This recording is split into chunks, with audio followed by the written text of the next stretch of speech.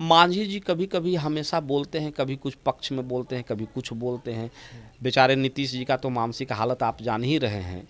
लेकिन आदरणीय मांझी जी कभी कभी बड़ा कट्टरता के साथ में और प्रखरता के साथ में विरोध करते हैं। तो कभी दही चूड़ा खिलवा देते हैं, कभी जो है कि चूहा भी यानी नमस्कार, आप देख रहे हैं जनहित संदेश और पब्लिक संदेश। मैं बी कुमार आप सभी का स्वागत करता हूं। साथियों, अभी मौजूद हूं जहानाबाद में। हमारे साथ बातचीत करने के लिए कांग्रेस के नेता अशोक प्रियदर्शी जी हैं। इनसे हम सीधा बातचीत करेंगे, चूँकि अभी कुछ दिन पहले ही ये मांझी जी के पार्टी में थे, यानी कि हम पार्टी में, अभी आ गए हैं कांग्रेस में। हालांकि मांझी जी के पार्टी से पहले भी इन्होंने कांग्रेस में ही था।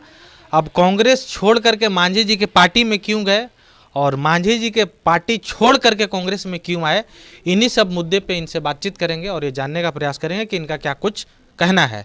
सबसे पहले तो सर स्वागत है। आपके चैनल से देख रहे सभी दर्शकों को जय भीम और आपको बहुत बहुत बधाई, धन्यवाद। पहली बार तो मेरा आपसे ये सवाल रहेगा सर कि आप कांग्रेस में बने हुए थे, कांग्रेस छोड़ करके आप हम पार्टी ज्वाइन किए, यानी कि मांझी जी की पार्टी। अब मांझी जी के पार्टी को छोड़ करके फिर से घर वापसी कांग्रेस में आ गए हैं, क्या कहेंगे? थोड़ी सी भूमिका देते हुए हम कहना चाहेंगे आपके प्रश्न का उत्तर।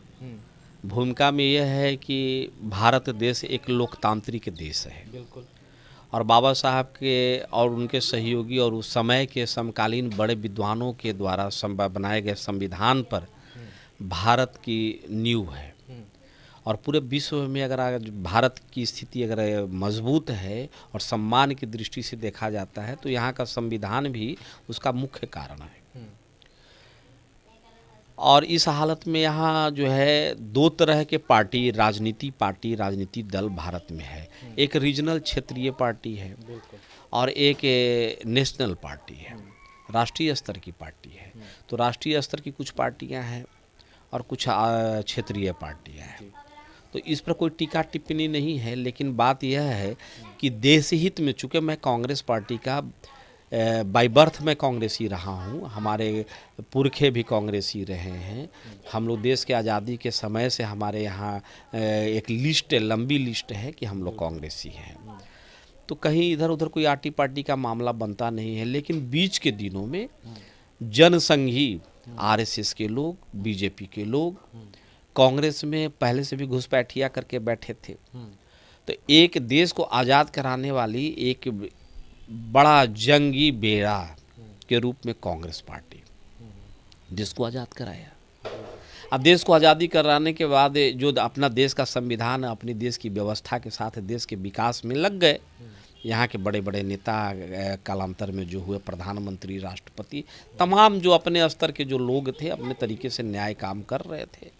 और इस न्यायिक काम के साथ साथ इसमें घुसपैठिया स्लीपर सेल्स की तरह कुछ जनसंख्यी लोग प्रवेश किए, जिनको देश के आज़ादी के पूर्व जो है अंग्रेज़ों के चाटुकार हुआ करते थे, सावरकर गोलवरकर के लोग हुआ करते थे। और वही लोग देश आज़ादी होने के बाद में यहाँ जो है कांग्रेस में घुसपैठ किया स्लीपर सेल की तरह। और यहाँ आने के बाद में उन लोगों ने मुख्य पदों पर आसीन होकर, चूँकि कांग्रेस से सर्वधर्म समभाव के लोग हैं, देश के विकास में विश्वास रखती है, इसलिए सबको देशवासी होने के नाते सबको सम्मान दिया कि भाई ठीक है, कांग्रेस में आए हो तो आपका स्वागत है, आप काम करो। लेकिन वो जनसंघी लोग पूरे प्लानिंग के साथ, जो 50 साल 100 साल का प्लान करते हैं, उस प्लान के साथ इसके अंदर आए और बड़े बड़े पदों पर आसीन हो करके और बड़े बड़े घोटाला करके, बड़े बड़े मैंने कारनामा करके कांग्रेस पार्टी को कहीं ना कहीं कमज़ोर और बदनाम करने की कोशिश किया।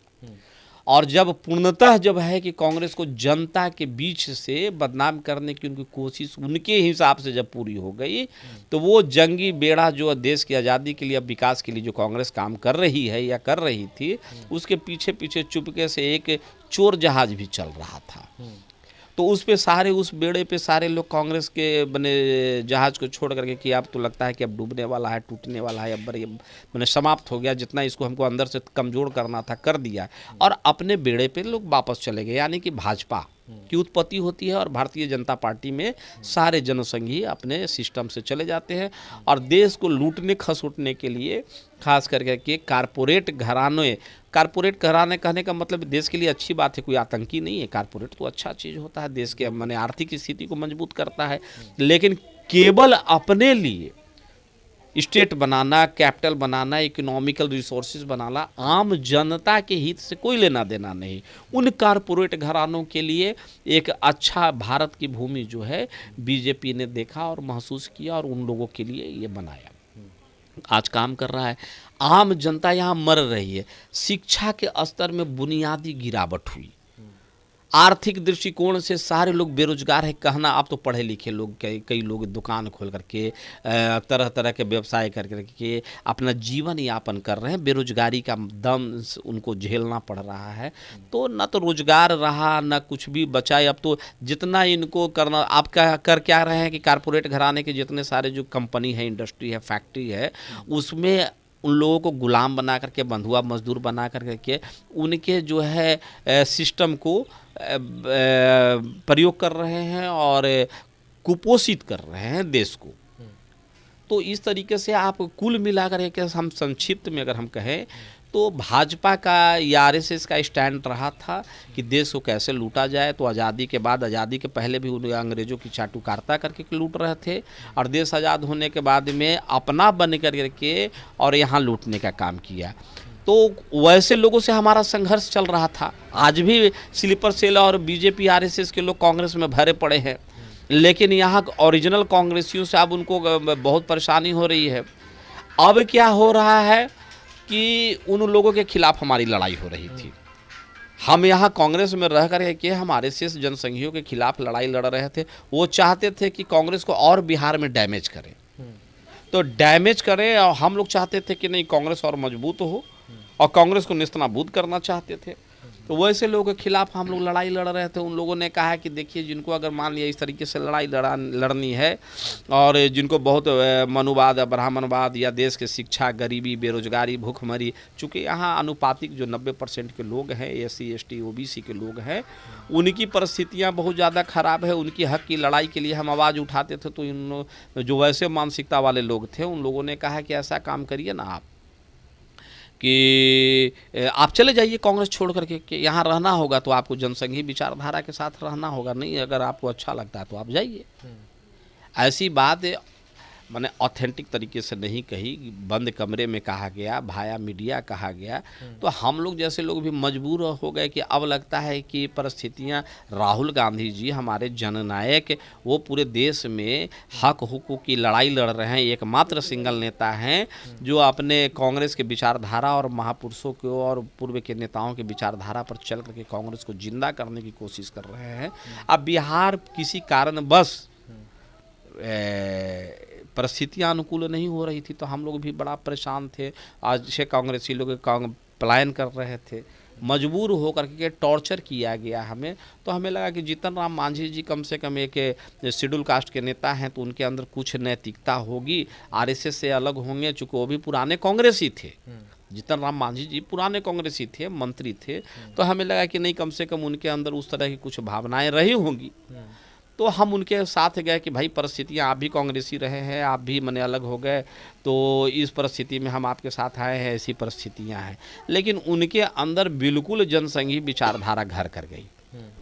तो घर तो करेगी ही ना सर, चूंकि आप जिस वजह से कांग्रेस को छोड़े थे, आप ये बोल के छोड़े थे कि कांग्रेस के अंदर जो बने हुए लोग हैं पद पे, वो संघी विचारधारा के हैं, और कांग्रेस को छोड़ करके आप ज्वाइन किए हम पार्टी को।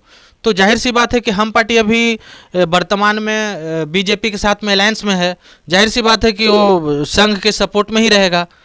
तो फिर आपने कहीं ना कहीं संघ का ही सपोर्ट किया हम पार्टी में जा करके, यानी मांझी जी के साथ। अब तो हम बताएं कि देश में केंद्रीय पार्टी की बात है तो निश्चित तौर पे अपोजिशन तो भाई कांग्रेस है, बीजेपी है, देश में प्रमुख पार्टियां हैं, इसे इनकार नहीं किया जा सकता है। हम देश की आंतरिक सुरक्षा से लेकर के बड़े सारे पैमानों पर हम कभी मैंने परिस्थितियां बनती है तो साथ होना होता है। अभी देखिए पहलगांव के मामले पर हम लोगों ने सारे कांग्रेसी, सारे विपक्षी से लगभग देश के सारे पार्टी लोगों ने मोदी जी को बिल्कुल छूट दिया कि आप जो है देश हित में आप जो निर्णय लेना है आप निर्णय ले सकते हैं, हम आपके साथ हैं। देश की सुरक्षा पर हम हमारा आंतरिक राजनीति को महत्व नहीं देते हैं। मांझी जी कभी कभी हमेशा बोलते हैं, कभी कुछ पक्ष में बोलते हैं, कभी कुछ बोलते हैं। बेचारे नीतीश जी का तो मानसिक हालत आप जान ही रहे हैं, लेकिन आदरणीय मांझी जी कभी कभी बड़ा कट्टरता के साथ में और प्रखरता के साथ में विरोध करते हैं कि मनुवाद, ब्राह्मणवाद, बाबा साहब, ये सब सारी बातों को लेकर के उनके कभी कभी खून में उबाल आता है। वो तो तब बोलते हैं जब एनडीए के खिलाफ होते हैं, अभी तो एनडीए के साथ है तो ऐसा कोई स्टेटमेंट उनका नहीं आता है मनुवाद के खिलाफ। आपको साल भर पहले के भी मैं उनका हम याद करवा देंगे कि पार्टी में रहते हुए भी वो बोलते हैं, तो कभी दही चूड़ा खिलवा देते हैं, कभी जो है कि चूहा भी यानी खिलवा देते हैं। तो हमको लगा कि अब कम से कम बुजुर्ग हो गए हैं, अनुभवी हो गए हैं, तो सही बात को रखेंगे, इसलिए हम उनके साथ गए थे।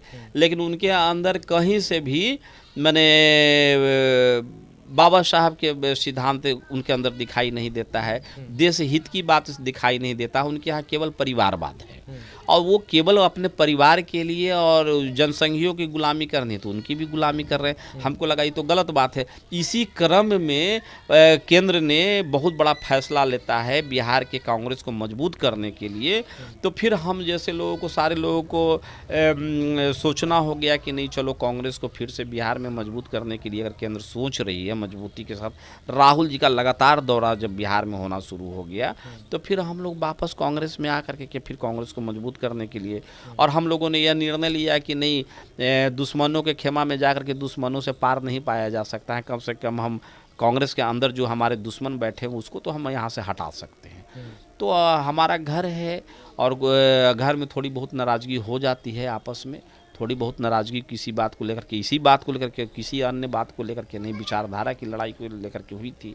फिर उसके बाद में स्थितियाँ परिस्थितियाँ सामान्य हुई। तो यह मानवीय नेचर है कि जब परिस्थितियाँ अनुकूल होती है लोग घर छोड़ करके चले जाते हैं, और फिर जब घर की परिस्थितियाँ सामान्य होती है तो आदमी आते हैं। तो हमारे घर के अंदर भी कुछ आरएसएस जनसंघी विचारधारा के लोग पनप रहे हैं, आज भी हैं, उनके खिलाफ लड़ाई होते रहती है। लेकिन हम लोगों ने भी निर्णय लिया कि नहीं, गुस्से में हम अपना घर क्यों छोड़ देंगे, हम अपना देश क्यों छोड़ देंगे, हम अपने देश की तबाही की ओर क्यों ले जाएंगे। अगर हमको है तो हमने भी आनंद फानंद में निर्णय लिया था जो गलत था, उसको मैं अप्रिशिएट करता हूं, लेकिन अपने घर को मजबूत करूंगा और घर के अंदर जो हमारे स्लीपर सेल बैठे हैं उनको हम बेनकाब करेंगे, उनको पार्टी से बाहर जाने पर मजबूर करेंगे, और देश की एकता अखंडता के लिए हम लोग कांग्रेस के और गठबंधन के साथियों के साथ मजबूती से पूरे देश में तमाम जो आने वाला समय में राज्यों में चुनाव है उसमें भी मजबूती के साथ हम लोग काम करेंगे। और अपनी जो थोड़ी बहुत आरएसएस जनसंघियों की वजह से हमारी जो कुछ प्रतिष्ठा धूमिल हुई है पब्लिक के बीच में, हम उसको पुनः वापस मजबूती के साथ पब्लिक के विश्वास को लेने का प्रयास कर रहे हैं। चलिए, तो ये थे अशोक प्रियदर्शी। इन्होंने अपनी बात को बहुत ही बेबाकी तरीके से रखा है। ये वीडियो कैसा लगा कमेंट करके जरूर अपनी प्रतिक्रिया दीजिएगा। बाकी मिलते हैं किसी दूसरे खबरों के साथ, तब तक के लिए धन्यवाद।